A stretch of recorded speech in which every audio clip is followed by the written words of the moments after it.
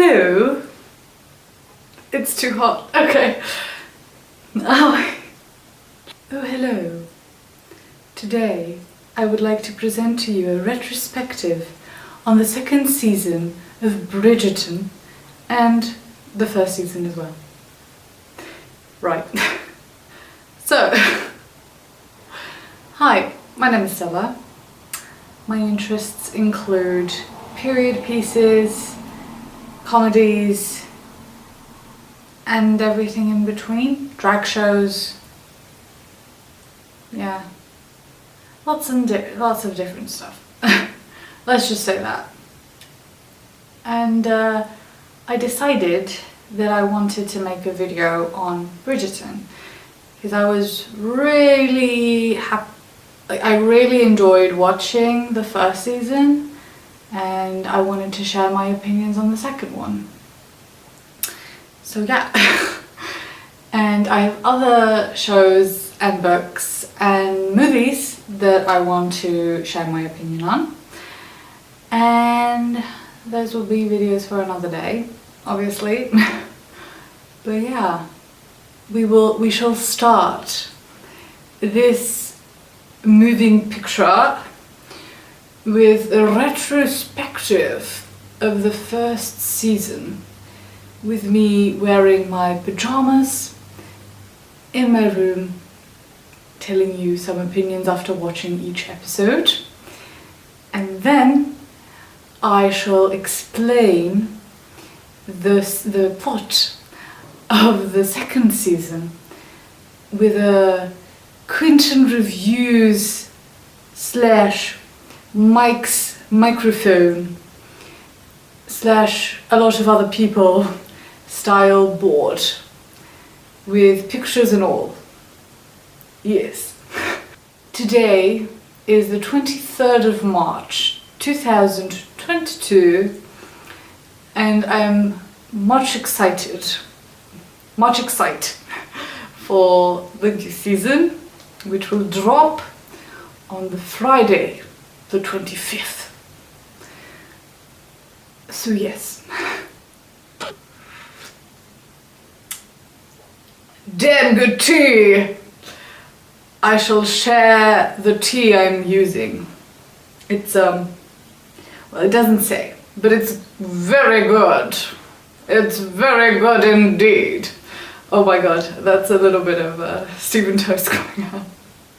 In any case, enjoy. So far, I've only rewatched episode 1 and episode 2. I'm like in the middle of episode 2.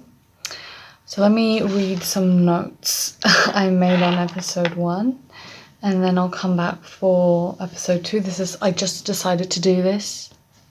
So, okay, so a good thing is that we kind of learnt a lot about most of the members of the Bridgerton family in the first 5 to 10 minutes. Especially in the first 2 minutes, we got to know 6 of the 8 kids. That's crazy. And then, oh yeah, Daphne doesn't really say anything until after the first opening credits, but we still get kind of a good idea of what she's about, how she thinks. When Simon came on, I just wrote hot ass man. Lady Danbury. Honestly, half of my notes are just Lady Danbury. I have such a big crush on her. Yeah. Anthony's sideburns give me Wolverine vibes. The song choices are choices, agreed. Obviously Anthony is a huge ass cockblock. I'm so happy that he's finally gonna get someone this season and stop being a stick in the mud, hopefully. Colin and Marina were pretty cute in the beginning. I was shipping it, definitely. The Queen, amazing. I think Violet, is her name, the mum, the Bridgerton mum, and Lady Danbury. I mean, one of them doesn't have a husband. The other one's husband's dead. So if I can't have Lady Danbury, then Violet can have Lady Danbury, you know. Leave Marina alone.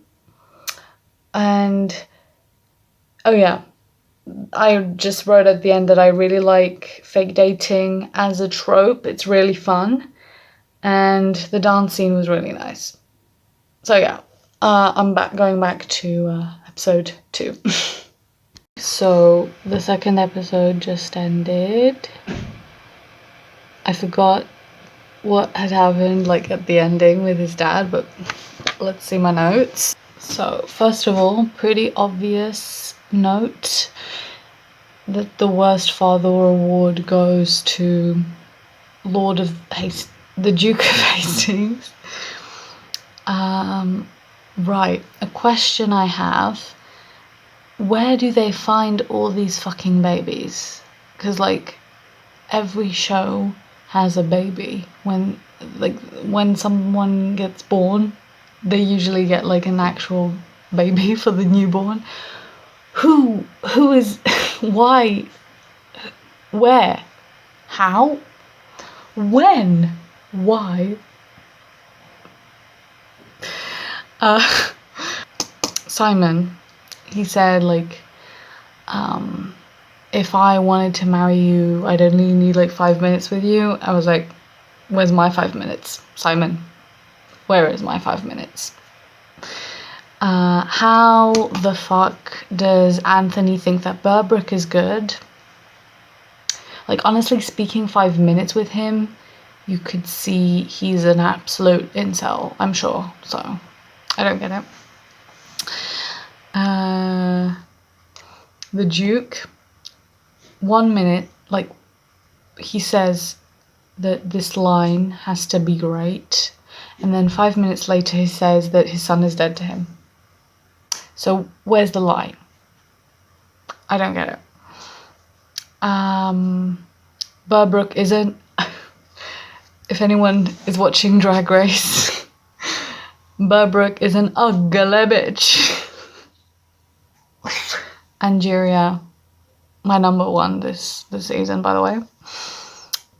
I wrote, how dare he, the Duke of Hastings, speak to Lady Danbury like that, which is true.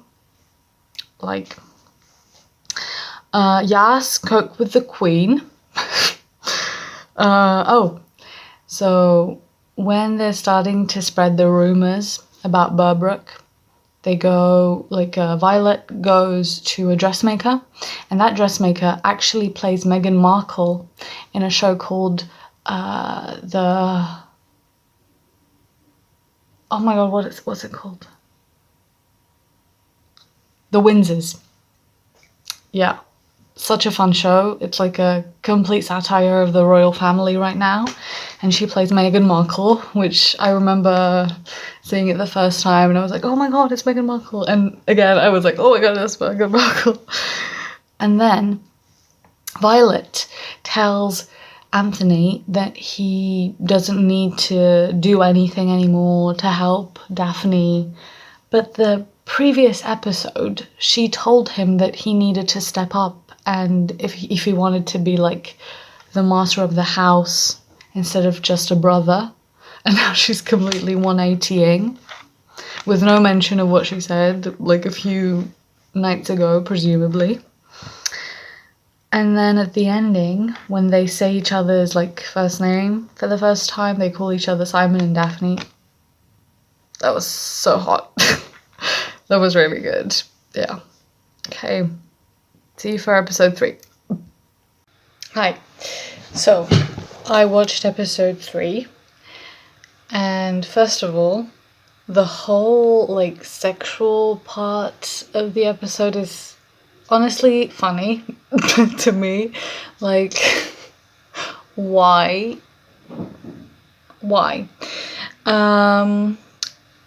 But they did have like really good back and forth kind of banter. I think they wrote that really well. And Anthony and Daphne warming the milk up really good like release of tension moment. Generally, I really like it when the Bridgerton siblings interact. I think like those scenes are written really well. At least it's fun to listen to and watch. Especially Benedict. I forget the names. I just remember A, B, C, D, E, F, G, H.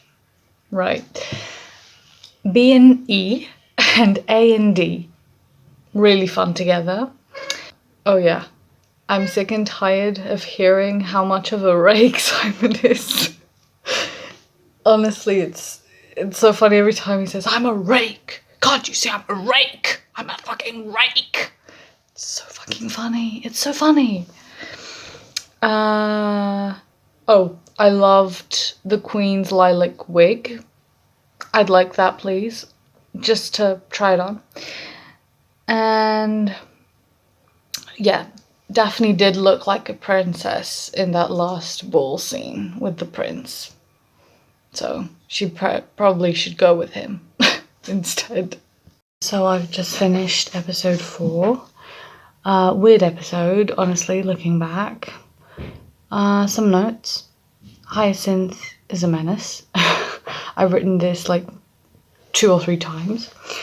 I really like Will, and I don't remember his wife's name, but I like Simon's friends, and I think I saw him in a trailer, so they're probably gonna have a part in the next season, which is fun. I wish they went further with Benedict's plot. I'm just gonna say that. Lady Danbury and Violet are really interested in the ship, and it's nice to see how similar Violet and Daphne are to each other. Poor Philipa, like she didn't deserve that. Really funny line, rake across the continent. Just love that phrase. Everyone, oh, I have a suggestion for a sitcom. Everyone loves Colin. And does escaping make you horny, baby? For Anthony and Sienna. Oh yeah, and it was really funny to see Mrs. Featherington's face when Mr. Featherington was crying. But yeah, the duel was a duel. Simon's logic, as we all know, is dumb as fuck, so let's move on. Just started watching episode 5, but there's the scene where Anthony goes to find Sienna, and it gives me like major Dumbledore vibes. I only need a moment of our time. How did you put your pack in a goblet of Phoenix? Goblet of Fire. So I finished episode 5, holding my uke because I was actually practicing a little when I was watching, but yeah, let me just... Okay. So, notes. I feel like even though we needed to see King George, it was a bit like random seeing King George, but still I love the Queen. I love her relationship with Eloise. Violet, this episode was really chaotic. I can't believe that they hadn't talked about sex like at all. The sex scene. The sex scene. When he takes off his trousers, I could only think like Trinity Taylor saying penis. Weird episode, definitely. A lot of filler, I feel, but it was fun. Nice to see the Bridgertons interacting at least. So yeah, next I think either next episode or the next episode has the scene in it, which I'm not very happy about, but we'll go through it together. Okay, bye. Episode 6. So, if episode 5 was filler, this definitely wasn't filler. Oh my god, my head. There was a lot of shit that happened. First of all, the first 15 minutes were basically porn. So, that was fun. I just want to say that I think that Simon would really appreciate the song Eat Your Salad. That's representing Latvia in this year's Eurovision Song Contest. And a phrase that I found really good was strong, healthy seed. Ooh. I feel really bad for the whole, I think the most nuanced situation that I think you could find like a lot of people to be right and wrong is the Marina Colin situation. Marina Colin Penelope, let's be honest, situation. I haven't like 100% decided yet, but I do feel for Marina a lot in this. And then, of course, at the end of this episode, we have the infamous RAPE scene. Because that's basically what it is, let's be honest. I don't think that, like, as everyone who's logical, I don't think that should have been something that she did. Obviously, yeah, he should have been honest, but when she found out, she should have asked him about it before doing that. Really funny, like if you go towards the end of the episode when she just found out that Simon can actually have children, and Daphne is like outside in the rain and there's a farmer shouting behind her about like, oh, thanks for the food, whatever, thanks for buying from us, and she's like towards the camera just crying. I don't know why, but that's so funny. Like, it's so bizarre. That's why it's so funny. But yeah, check it out. It's ridiculous, honestly. Yeah, like, let's go on to the next one. Episode 7. So, first of all, we start off with the resolution of what happened in the last episode with Simon and Daphne. No. Daphne, no excuses. I don't care. Shitty plot point. Should never have happened. Yeah, no, not living for it. The resolution. Was that a resolution? I don't think so. I really liked how they showed Penelope's reactions to people talking about her being Lady Whistledown, like Eloise mostly, but yeah. What Marina decided to go through was like really heartbreaking to see. And I know that she's fine, but you know, it was tough. Really funny how Anthony was shooketh when Sienna came around with like a new guy. And I really like the ending scene, even though I don't agree with the whole pregnancy stuff. They really did like the directing and editing part well, like the music going to a crescendo when she finds out she's got her period. And her mother coming in, and then panning back to Simon and still hearing her cry. That was really, really nicely done. I'm gonna watch episode 8 now, because honestly, I don't think I'll have enough time to do this tomorrow, and I wanna, you know, get into editing it as fast as possible. I am once again asking, where the hell do they find these bebés? It's so many babies. Anyway, so I just finished episode 8.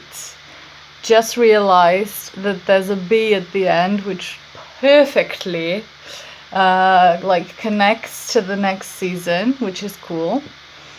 Plot points. I did forget that B and Madame Delacroix were together. They're a cute couple.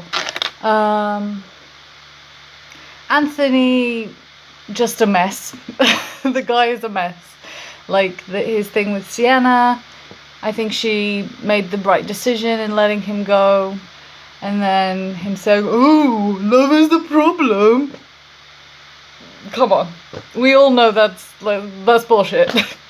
We'll all see it like unfold in this coming season, but yeah. I just wanted to say from the Featherington sisters, Philippa, she's actually quite underrated. She's kind of like a cute character. And I really hope that she gets married with that guy, like Finch? No, Finch. Finch. Again, really nice Bridgerton banter in the beginning. Eloise, best girl, best detective ever. Poirot, who? Sherlock Holmes, who the fuck? I think when it comes to the main couple, so Marina, I do think that her ending could have been a bit better, like a bit more, if we spent a bit more time with her, it would have been better, in my opinion. And I think that Colin and Penelope, it's coming together. I can't wait for the 4th season, maybe. I don't know what they'll decide to do. And I'm kind of like interested to see what's gonna happen with Benedict's season, but I'm gonna talk about that later. And then when it comes to back to Marina, so she's going off with a person called Philip. So there's a book called To Sir Philip with Love. So I think it's something like that. So I'm like, is this the same Philip? Like, I'm sure they knew there was a Philip in one of the books. So did they do it on purpose? Did they forget? Like, what's going on? What's happening there? I really don't want them to, use that Philip for the Philip in the book. Yeah. And honestly, at the end of the day, I would have been fine with the resolution of Daphne getting what she wanted. And I do like the fact that Simon is over like this big trauma in his life, or at least he's working it through. If Daphne had apologized, like if there was a sincere apology, that would be enough for me to kind of not forget, but kind of get over the shitty thing that she did. But there was no apology, so yeah. I know Simon isn't in the next season. I really don't want them to like kill him or something. I hope they find a good enough explanation and maybe have him mentioned. And I hope that he can like make an appearance, if not this season, the next season, if they don't kill him. I don't know what they're planning to do. So yeah, I'm excited though. Let's go. Season 2. Woo! Hey ho, let's go. Folklore and rock and roll. Hi! It's finally time to talk about Bridgerton Season 2. So, I have prepared my notes and I'm ready to talk about what the hell just happened. Honestly, really fun ride. Obviously, not everything was perfect.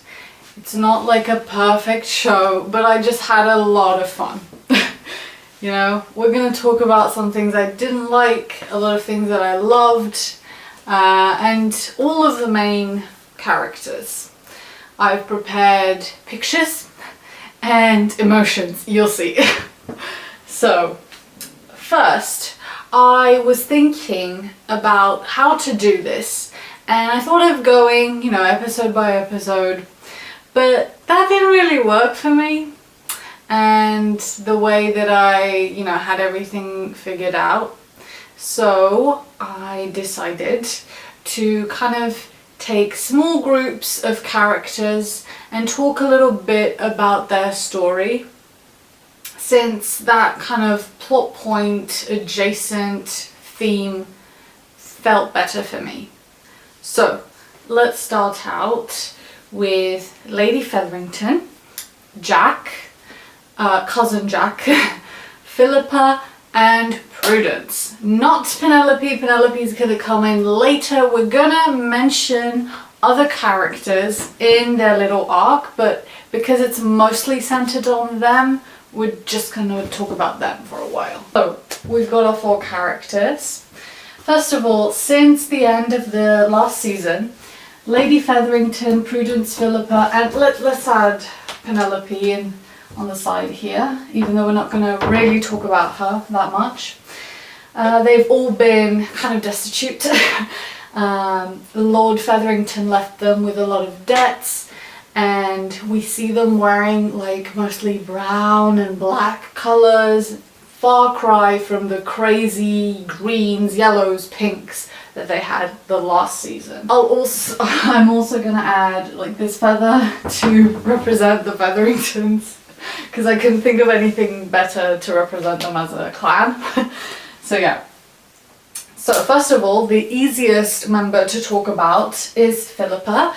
She has been engaged to Mr. Finch that we met last season.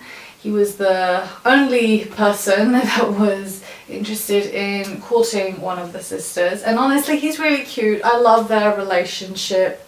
But they haven't been able to get married because Philippa hasn't secured her dowry yet. So let's put a little heart on her. In the second at the end of the first episode, I think, Jack comes along, cousin Jack. So I actually printed these photos the day before, no, 2 days before the series came out. So I didn't have a lot of photos to work with. This is what I have for Jack. I know it's shit, but it works. So cousin Jack has come from the US. Well, I guess they say Americas. And he supposedly is really wealthy. He's got like a ruby mine, and he's ready to solve all their problems. First of which is paying Philippa's dowry. We think that he's paid it, and Philippa can finally go get married. Lady Featherington is worried that Jack is going to marry someone and make her the head of the house, since it's basically his house now, and kick them out. So she's trying to get her daughter, Prudence, to marry him. I'm gonna put like an open heart, since it's not like a love match. The blacked out hearts are like the love, kind of neutral love, and then the open hearts are either one-sided or weird situations kind of love. This is not even love, so yeah. They devise a plan, well, Lady Featherington devises a plan to get him entrapped and leave Prudence with him in a room so that they will be forced to get married, which is so fucking weird because he is their cousin, but you know, it's a sign of the times. So yeah, at the end she succeeds, but he lets her know that he's actually broke and he doesn't have any money to help them move forward, which honestly he could have mentioned it when Lady Featherington was starting to make him, you know, look at Prudence and kind of cajoling him into going with her daughter. But it's okay. I guess we needed the drama. I feel like he could have said something and then they could have devised the plan, and it could have been like a different one, maybe pulling Cressida in and making him marry her and then stealing all their money, but you know, my ideas, whatever. So, Prudence and Jack are now engaged, and since they are basically broke, Lady Featherington and Jack, mostly again Lady Featherington, devise a new plan in which she asks Jack to make everyone believe that he is rich and that he has very successful ruby mines, so that they will invest in him and he will take all their money and then they will leave. So this is where someone actually kind of figures it out, or has doubts and then figures it out. Here comes Will Mondrich. Let's put this like a bad kind of feeling face, because he can see right through them. And I'm gonna add Alice because I have a picture for her, so I love her. Honestly, taking a detour and talking about the Mondriches for a while, I really thought that they would play, especially Will, I thought they would play a bigger part this season, because I think he was in like 1 or 2 shots of the trailer, so I was honestly very shocked when he wasn't in the season at all, except for like uncovering Jack mostly. So yeah, that was a big disappointment, but sure, whatever. Not my choice, but I'm not making it to this show, so Will has quit boxing, and with the money that he won from last season, he's decided to open a gentleman's club for the men in London. There are so many gentlemen's clubs though that he is not very successful in the beginning and only gets a few customers. So one day when they're all outside and he learns of Jack's plan, he's already kind of skeptical and pestering him and asking hard questions that he can't really answer. So he's already on his tracks basically. And then one day Jack goes to see Will at his club and lets him know that he's basically aware of what Will did, and kind of blackmails him into silence with the schemes that Will's aware of. Basically saying, stop saying that my plan is bogus. You also basically cheated yourself into the money that you have now. And for a while we don't really see Will again, apart from the end where Colin is now involved. Colin gets involved in the scheme, and he has already invested some money. Will tries to tell Colin, you know, I like you, I don't want you to get your money swindled by this guy, don't trust him. In the beginning, Colin doesn't trust Will's judgment for whatever reason. He's known Will for a much longer time than Jack, so I don't get it, but whatever.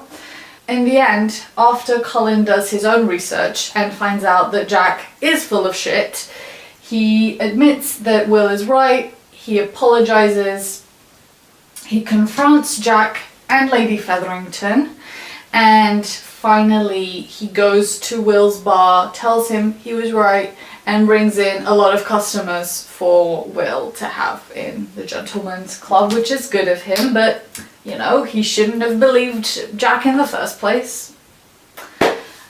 And yeah, that's kind of how we end with Will and Alice. The end.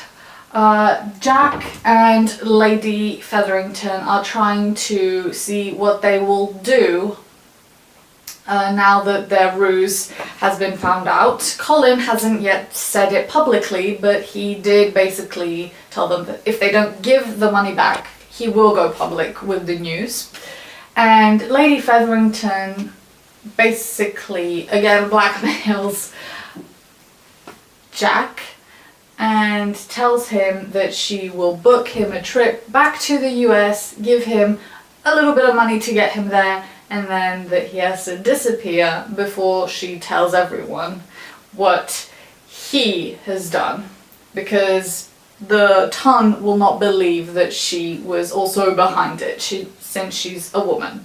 Also says that she's going to keep the rest of the money for her and her daughters, and say that Jack took it away to the US, to America. And honestly, I feel like a lot of people don't really like Lady Featherington. I also don't really like her, but I like the fact that at the end of the day, when she had the choice to either go to America with Jack, with the money, or stay and provide for her children, she chose her children, which was really nice to see at the end of the day. So yeah, so I actually made 2 stickers just for them, like tomato and another tomato for Lady Featherington, but I'm going to take the tomato off her because of the last thing that she did, and just keep it on Jack and just let him fuck off for now. Because that's basically all he does in this series. Honestly, watching the trailers, because I saw him at the races, I thought that maybe it would have something to do with Kate, but no. So yeah, that's basically their arc this season. I'm so happy for Philipa though. Now, let's start off with the Bridgerton clan. So I thought I'd get the easiest members out of the way, because they basically, again, do nothing in the season. So first of all, Francesca. I know my writing, I think I should have made a bigger kind of paper, but you know. So Francesca is, again, invisible. She's there for like 2 episodes, and then she goes back to her aunt, if I remember correctly. We don't really know much about that. And honestly, they've changed a lot from the books already, so I think that they could have had Francesca play a bigger role. It's not that big of a change at the end of the day. They could have had her leave for some days and then come back for some others, especially like for the wedding. She wasn't there for the wedding, at her brother's wedding, which is really weird. Like, couldn't she come and then leave again? I don't know. So yeah, fuck off Francesca. I have no idea about her character. We know nothing. Next, Hyacinthe is a menace. She's always a menace. She's really cute and funny. And I'm excited to see what's going to happen with her character in the future.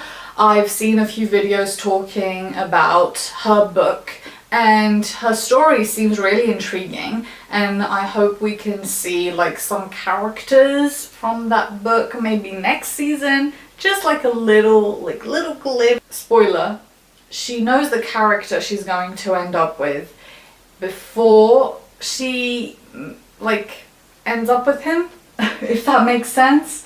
So I think we could see him before, right? We could see him now, just like a little bit. End of spoiler. And then Gregory does have one scene when he speaks like a little bit more than the rest of them with Anthony, which was really nice to see, because we don't see them a lot with the other siblings, like one-on-one. Whereas I feel like we see a lot of the ABC bros together, we see a lot of Anthony and Daphne, maybe not this season that much, but in the previous one definitely. We see Benedict and Eloise, Daphne and Eloise in the last season mostly, but you get what I mean. It was nice to see that little scene. I think that was a really cute scene with Anthony and Gregory talking about their dad. Really nice, definitely. Okay, so next sibling that's not really in the story this time is Daphne. Honestly, in season 1, because of the things that happened, Daphne wasn't really my favorite character by the end of it.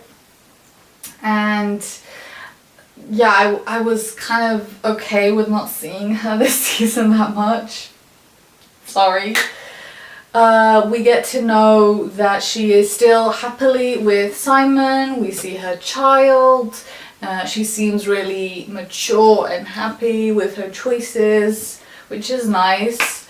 And honestly, she had my favorite moment of hers, like from both seasons this season, when she's talking with Anthony at the wedding.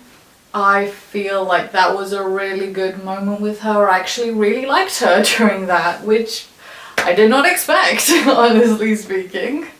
So yeah, pretty standard. We see her talking with Kate and Edwina sometimes. I think she was pretty nice to, like, throughout the whole of it. Yeah, fine, basically. And also I added this for the Bridgertons. It's like a bluebell. I should have added lilacs, but I wanted something blue, so, because it's a Bridgertons. Okay, so next let's talk a little bit about Benedict. So he did have a little bit of a bigger part, but still pretty much the same as last season. First of all, what the hell with Madame de la Croix? I thought they were gonna have like an actual relationship this season, but that was basically scrapped in like 5 seconds. He saw her, was like, oh, hi, do you want to go out? No, bye, okay. What? I don't get that. I was still thinking about it by the end of the season. I don't know why. So yeah, let's take them out, I guess, for now at least. She's gonna come in later. And this season, Benedict is 100% sure that he wants to go forward with his art career, and he has applied to an art school. He hasn't heard back from them until they go to Aubrey Manor? Aubrey House? Aubrey Hall. Aubrey Hall. Until they go to the countryside house. He took some drugs from Colin that he got from Greece. Colin got from Greece. And he basically kind of relaxes a lot. He relaxes a lot and kind of makes some art just to, distract himself. But at the end, he does get accepted and is obviously really happy.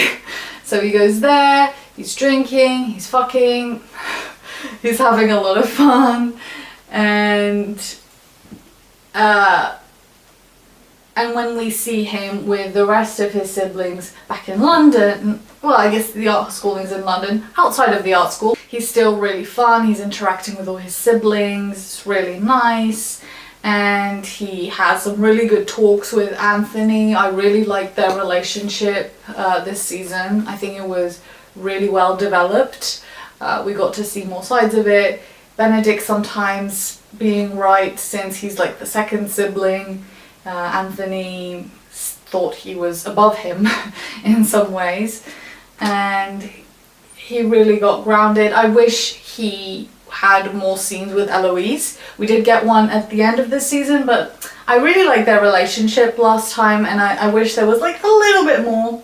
Obviously, I love all of the Bridgerton banter scenes where the whole family or most of the family is together and they're talking and just having fun and being like a normal everyday family. I think it's why I like sitcoms that much. I like that kind of everyday life talking situation kind of thing, so that's why I like these scenes so much. And at the end of the season we find out that, oh, where's Anthony? Okay, we find out that Anthony actually paid the art school for Benedict to have more of a chance to get in, which really discourages Benedict. Like, honestly, I get why. Nepotism, I guess. I get why he was so upset. I think anyone would be upset. Well, most people would be upset by that. And by the end of the season, he decides to quit art school, and we just see him packing up his things and leaving. I know that his story is supposedly next, and I know like the kind of premise that his story has. I have no idea how, where, why, what they're gonna do, because we got like no hints about it. But yeah, I'm excited to see. Benedict has always been like a pretty nice character to follow, so yeah, I'm excited for his story. Let's go, Ben. Okay. Next we have Colin. Colin. I like him, and yet he infuriates me sometimes.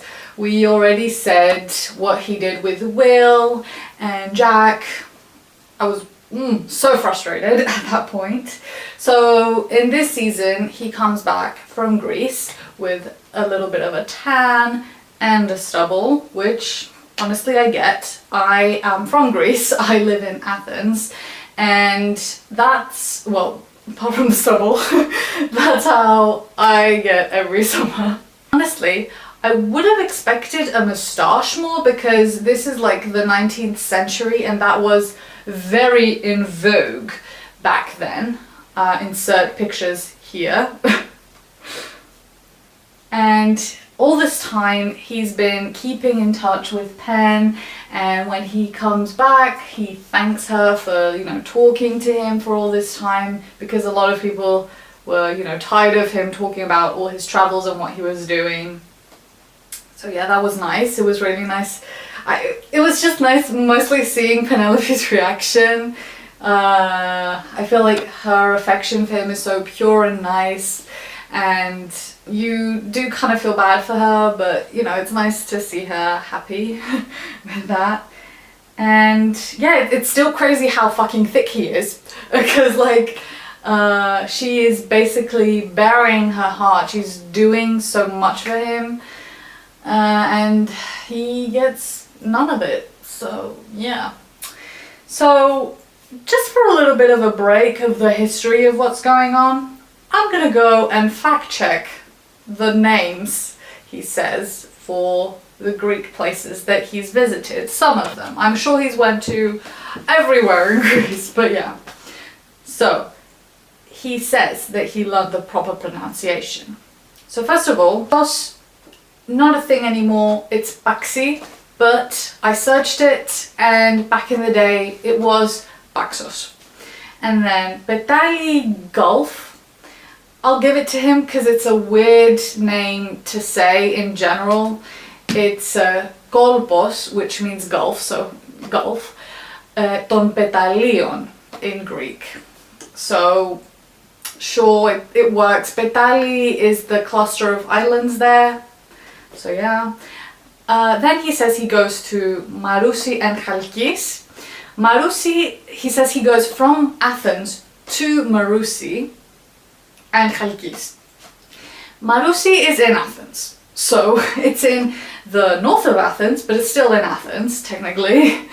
And Chalkis is Chalkida, but again, because of the time period, I'll give it to him.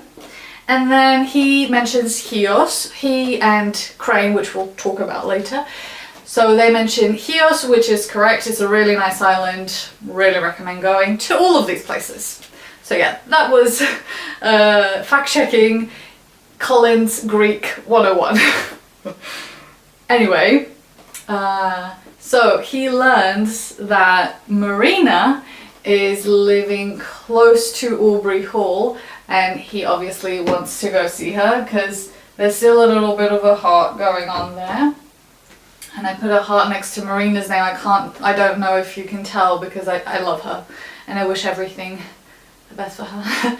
Spoiler, in Eloise's book we know that there's a Marina Crane that has died, so I really don't want that to be the case, because Eloise goes with Philip Crane, like that's her husband in the future, and I know the premise of their love story and I don't like it, so I hope they just change it 100%.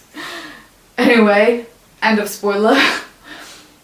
So he goes and sees Marina. At first it's kind of like a nice cute conversation, but after a while he becomes a little bit pushy and she's not having it. He actually talks with Philip and they kind of seem like buddies, but Marina's having none of it, and after having like a bit of a hard talk with him about how he acted and what could be his future, she basically kicks him out, rightfully so. And yeah, he leaves kind of, you know, dejected, but with a better overview of what's going on in his life. And then towards the end, we see him interact with Penelope more, and it looks like he's seeing her in a different light. He thanks her for what she did with Marina last season, and also tells her that he really values her. He dances with her in spite of other people's like japes. But at the end he does something that makes me mad, but we'll talk about that when it's Penelope's turn, because we see it from her perspective.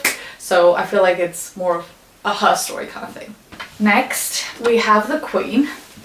So the Queen is still obsessed with Lady Whistledown. Lady Whistledown has been gone for the rest of the year since the season ended, but she's back now, stronger than ever, still kind of joking about the Queen and her choices, and the Queen is obviously not very happy, and she's determined to find out who Lady Whistledown is. So the Queen has been having a bit of trouble choosing the diamond of the season, and at the end she actually chooses Edwina, which I would too. And she is determined to get her a good match. So when Edwina becomes engaged to Anthony, she sees that as like the perfect opportunity to hold their wedding. During their wedding, she asks her staff to like spread false rumors so she could see which one of them would be printed, and then kind of narrow down on Lady Whistledown because she has a few options around. Mistakenly, she thinks that Eloise is Lady Whistledown now, because one of her footmen saw her leave and then go to the printers. So she corners Eloise and tells her that she has to change the way that she's been talking about the Queen, or else she will basically destroy her family. Yay! So Eloise is going crazy. She tells Penelope, and Penelope writes a scathing article about Eloise to make the Queen like stop thinking about her. And honestly, after that, the Queen kind of forgets that plot point, apart from the fact that, you know, Lady Whistledown doesn't publish anything new, so she gets forgotten by the Queen, which is crazy because she was a big plot point. I don't know. And at the end, we also get to see King George again, and we get to see a little bit of the Queen's relationship with him, and it's honestly really heartbreaking. Obviously, George III is known for being the mad king. I don't like that kind of, you know, phraseology, but that's what he was known as. But yeah, seeing her deal with that, very hard to watch.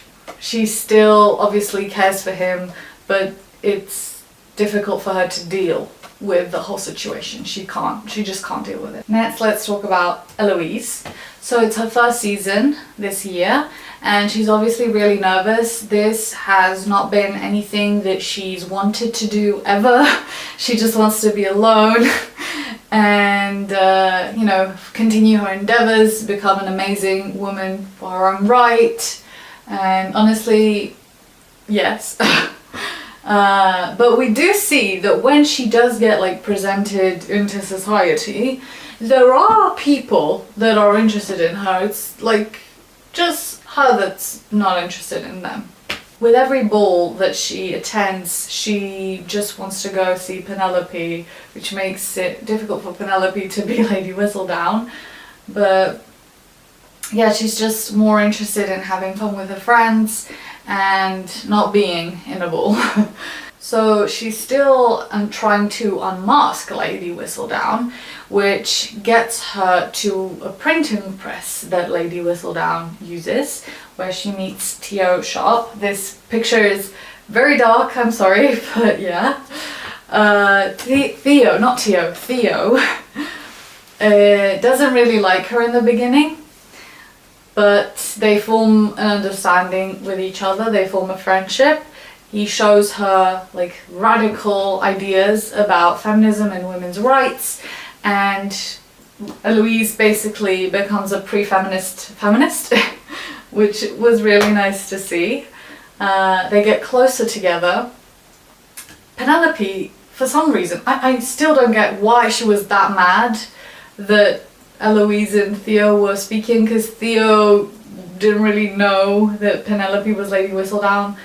I still don't really get that point, but whatever. When the Queen thinks that Eloise is Lady Whistledown, she goes to warn Theo, and they basically get into like a big fight with each other and stop talking for a while. But when Eloise's reputation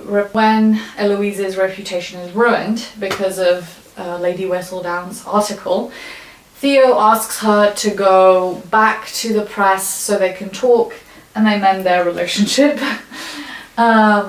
It's kind of implied that she does have romantic feelings for him, but when Theo makes a move, when they're trying to unmask Lady Whistledown with the oldest trick in the book, knocking over some papers and then, oh, let's go grab them together, oh, our hands touch.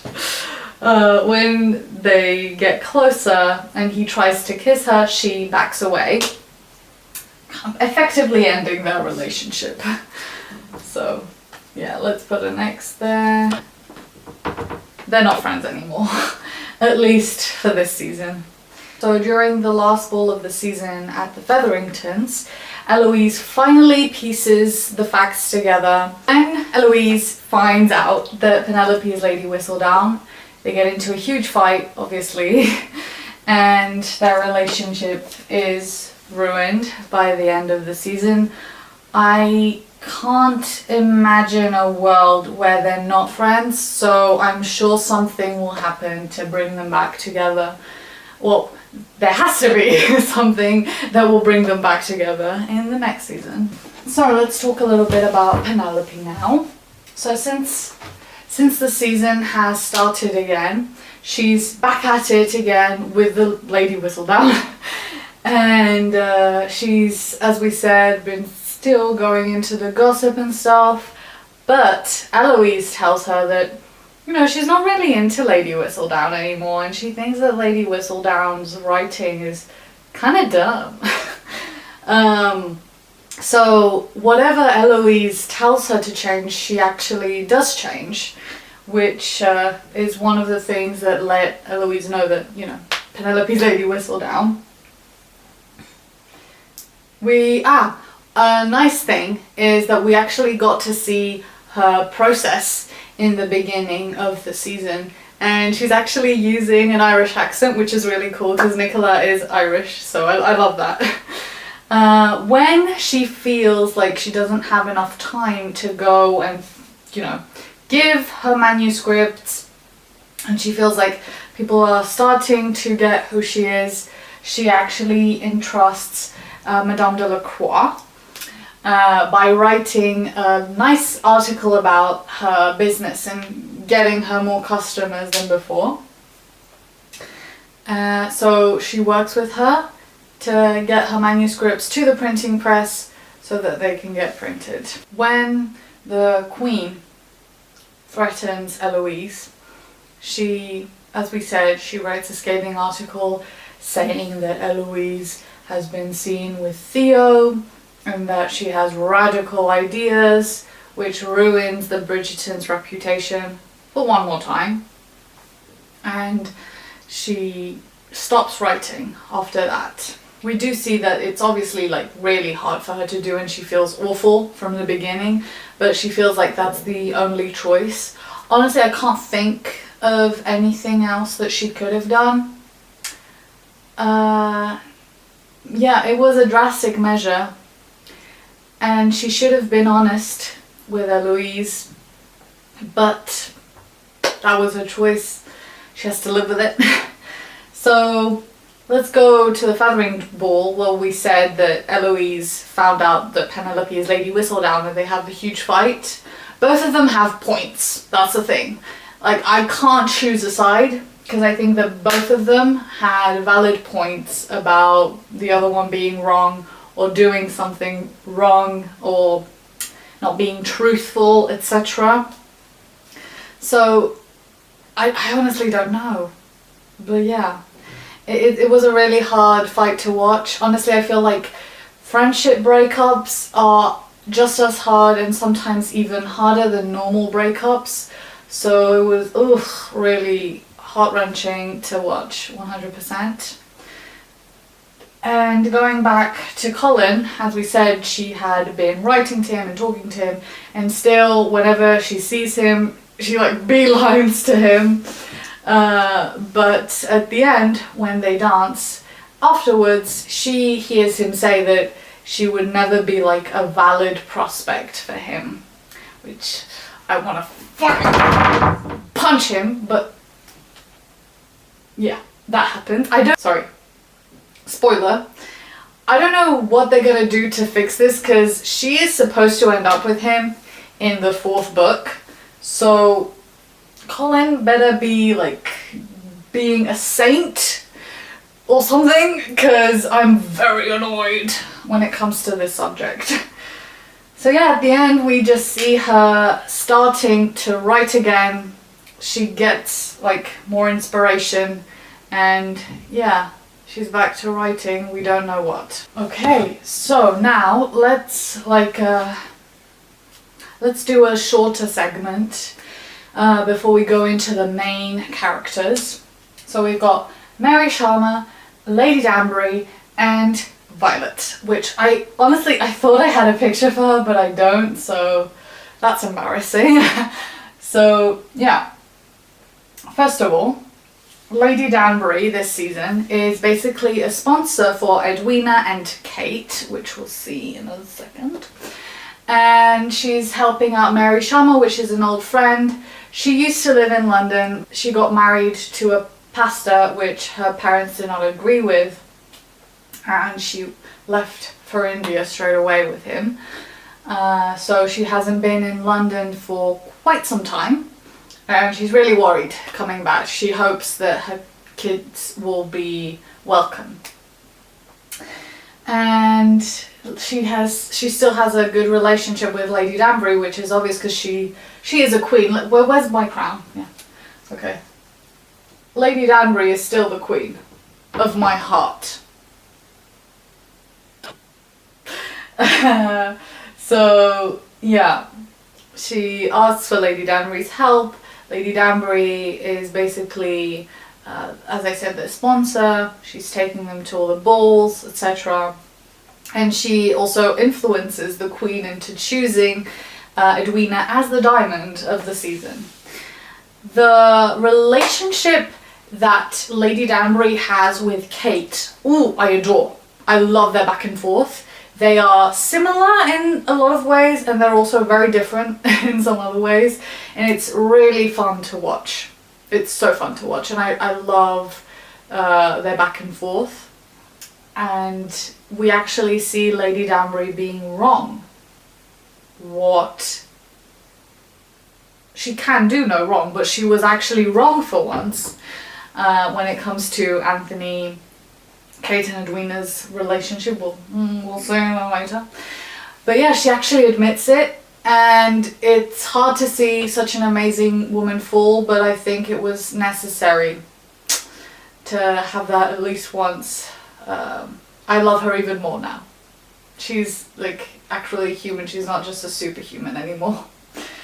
And because of the things that transpire between the three, and because of lies and non-truths, honesty that has been kept back from the Bridgerton family, from Lady Danbury and Mary and Kate mostly, Lady Danbury and Violet's relationship is strained, which is terrible because they're like my favourite pairing of the show in general. Like throughout the seasons, I love them together. I think they should be together. As I said, like, her husband's dead, let's party. But yeah, their relationship is strained, but they still find a way to be together again. Happy as ever. Just to talk a little bit more about Mary, we see her relationship with her parents, and oof, it's really heartbreaking.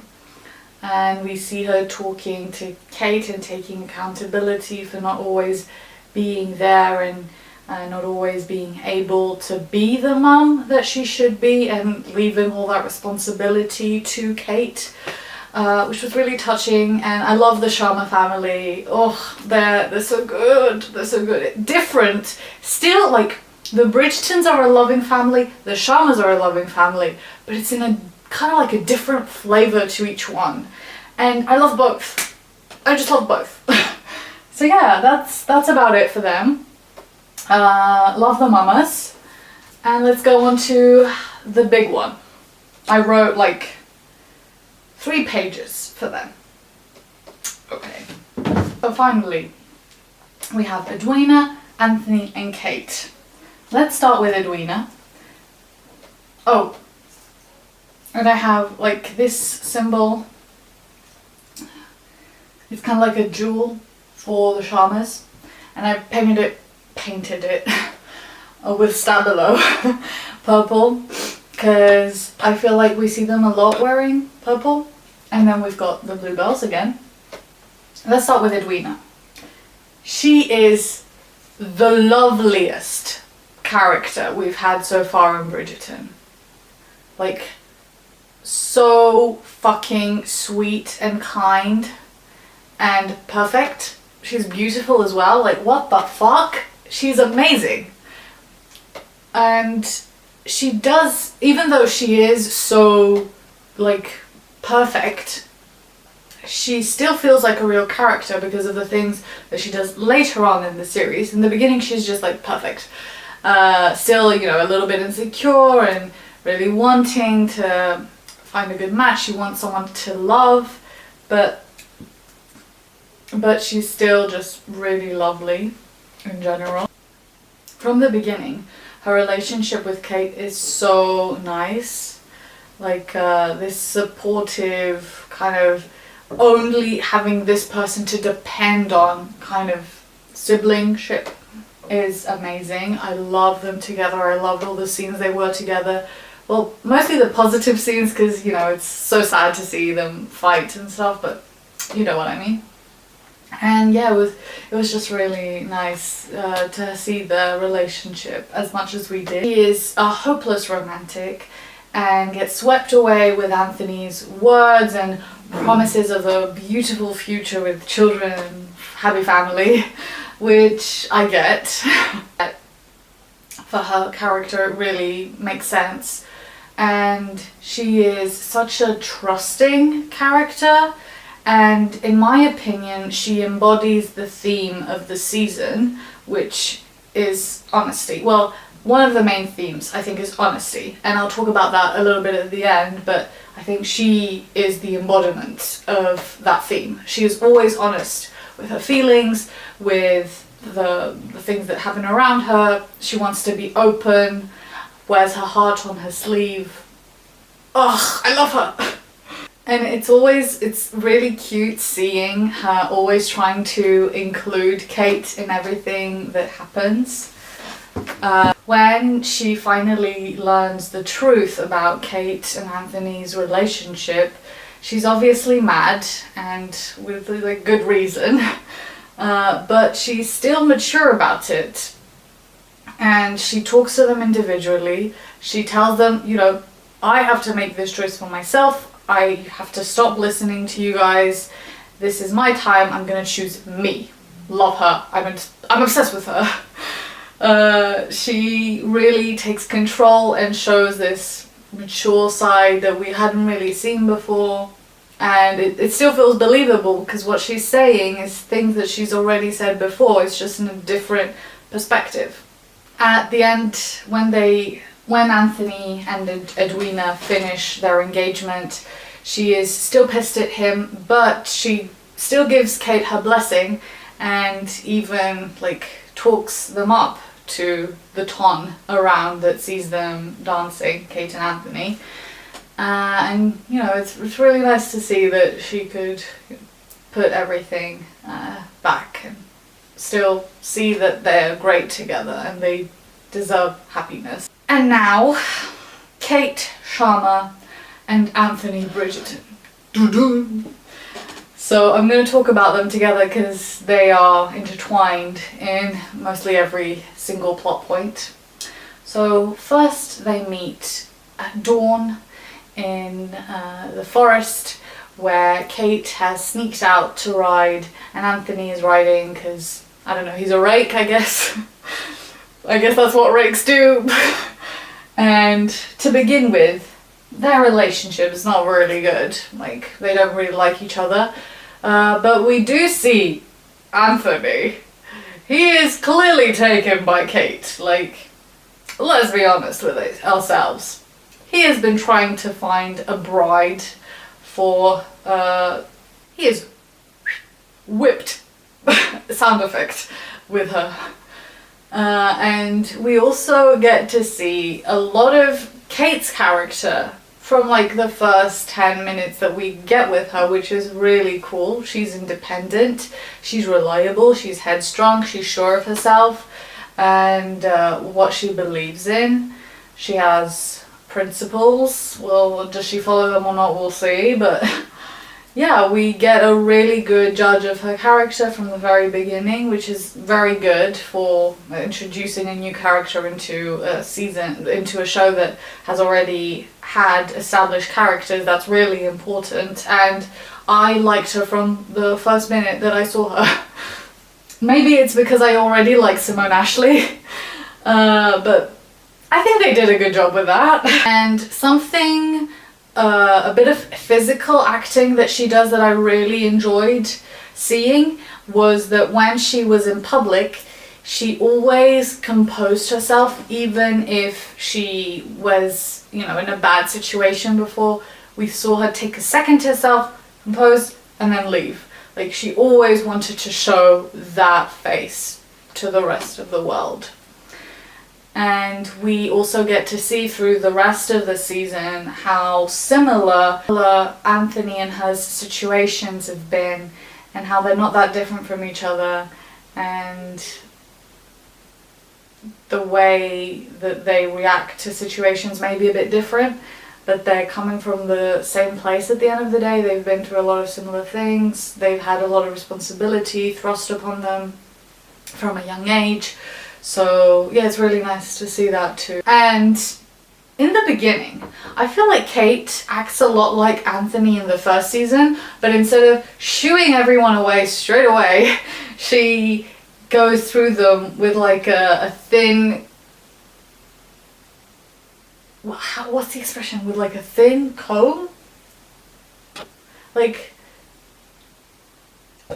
she interviews everyone really closely, let's say that, because she wants to find the perfect partner for Edwina.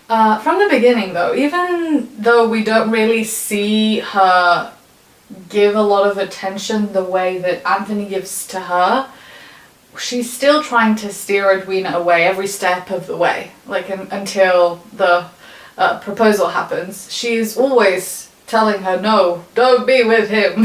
And even before we get like the very big pivotal moments of them together, a lot of the time when Anthony is just looking at Kate, he forgets everyone else in the room and stops what he's saying or changes what he's saying. Like when they were in basically the better version of RuPaul's Drag Race All-Stars talent show, he was reciting some poetry, and when he actually had copied what Benedict had said, and when he looked at Kate, he stopped speaking, he stopped reciting what Benedict had said and came up with something new, probably based on Kate. And then when he tries to propose to Edwina the first time at Aubrey Hall, when he's invited them and Lady Danbury and their mum early, he tries to propose to her, but he fails because he looks at Kate. I'm just gonna leave that there. And we have the infamous Pall Mall scene.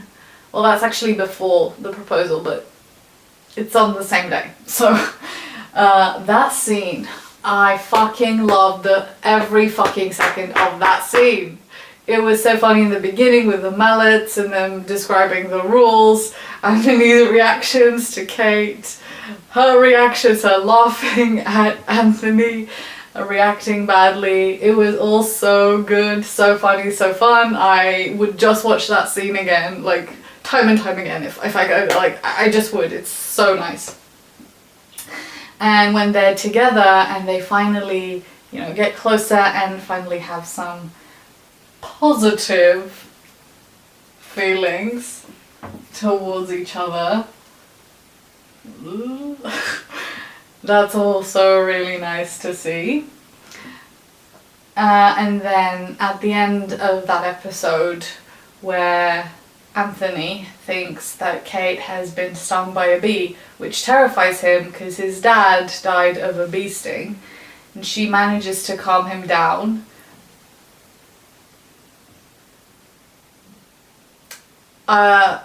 No words. Just no words. I was like, I was hooked. I could not breathe. It was amazing. It was so good. Then the next day, Kate goes hunting with Anthony and the rest of the guys, and again has a moment with him. You know, they haven't even kissed, and my heart has stopped, my breath has stopped, I've been going crazy, like they haven't even kissed yet. It was amazing. That's a good ass slow burn. Like, that's a good slow burn. And then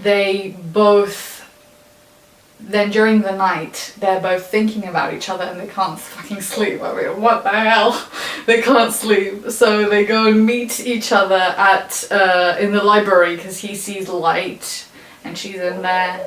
And they can't stop thinking about each other. They nearly kiss.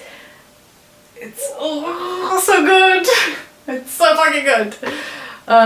Then they hold a ball and he asks her to dance, and I'm screaming. Oh, parenthesis, when Daphne gets to Aubrey Hall, before all of this happens, I'm sorry I'm kind of interjecting, but she asks Kate, after hearing a description of Edwina, she asks Kate if she's Edwina because she sees her and Anthony interacting. And she thinks that she's Edwina. Oh my god. Okay. And then Anthony proposes to Edwina at the night of the next day before everyone leaves. Even though Anthony now basically knows about Kate's feelings towards him, and she basically knows about his, but he still does that. So annoying. But there's still a few scenes of jealousy the next day with Mr. Dorset and Anthony giving his hand to Kate and then falling over. Oh my god, I forgot to add the star of the show. Newton. He's the star of the show, did you know? He's the main character, let me tell you that. Let's put a crown on it. Yeah, he's the star. So yeah, he falls over Norton, falls into the sea, not the sea, lake? I think it's a lake. And I wrote down that Anthony is the new Colin Firth of coming out of lakes with a wet shirt, which is true. And throughout everything, even though he's engaged to her sister, he's still looking at Kate to see if she's alright. I mean, even Edwina notices that he is not looking at her. Like, Anthony is not looking at Edwina as much.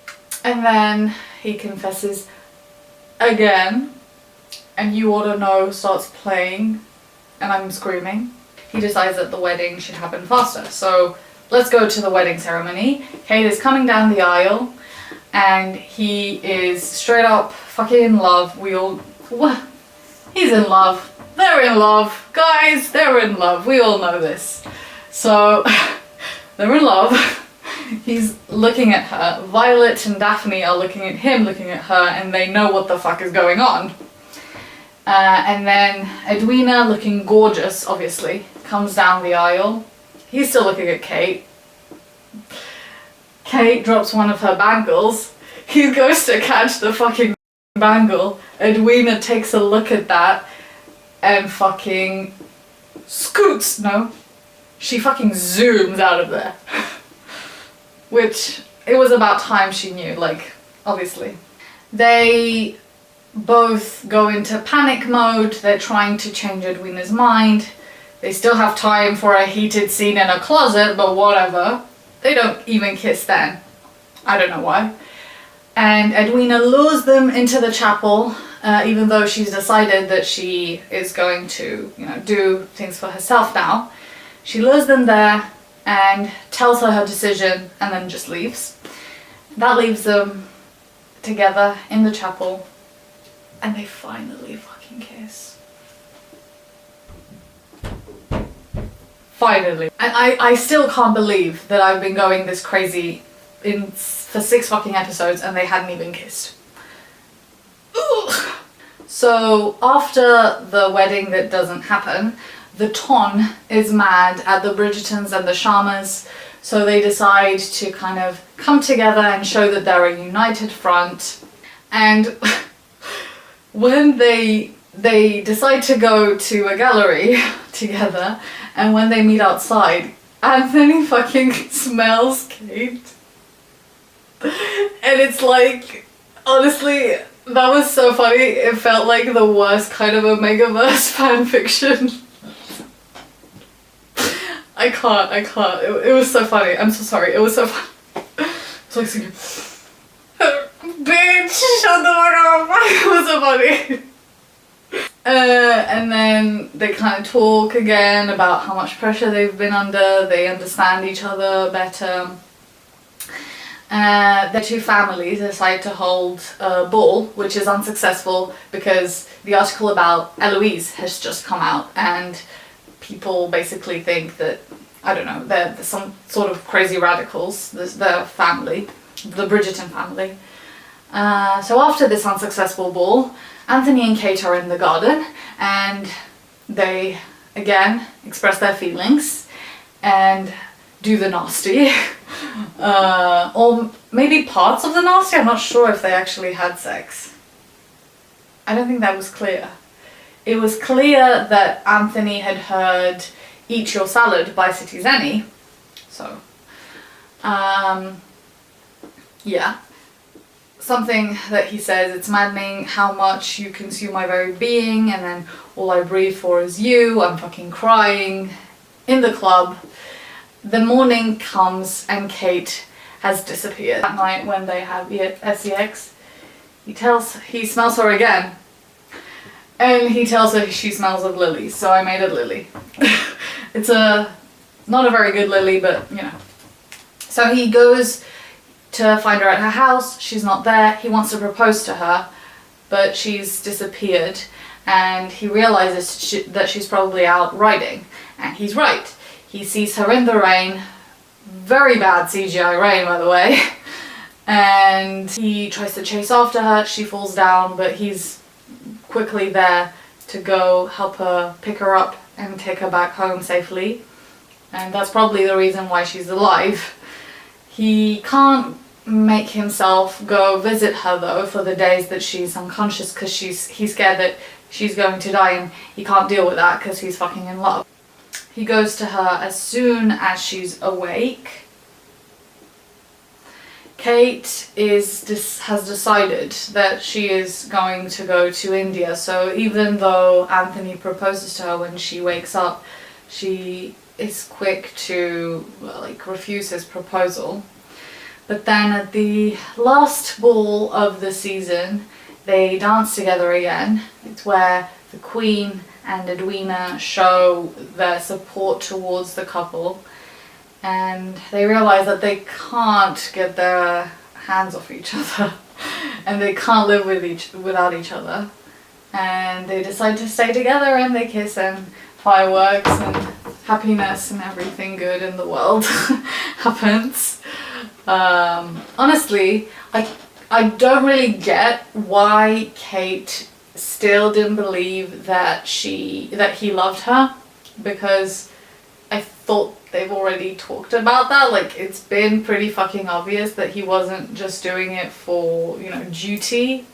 So that was unnecessary, but I'm happy they're together. We see them in the future still playing Pall Mall at Aubrey Hall. They're now married, blissfully in love, and we get an amazing spinny kiss, and I think they deserve all the spinny kisses in the world. Honestly, the chemistry was amazing, and that's really cool, because Jonathan is actually gay, so he's a really good fucking actor, I think.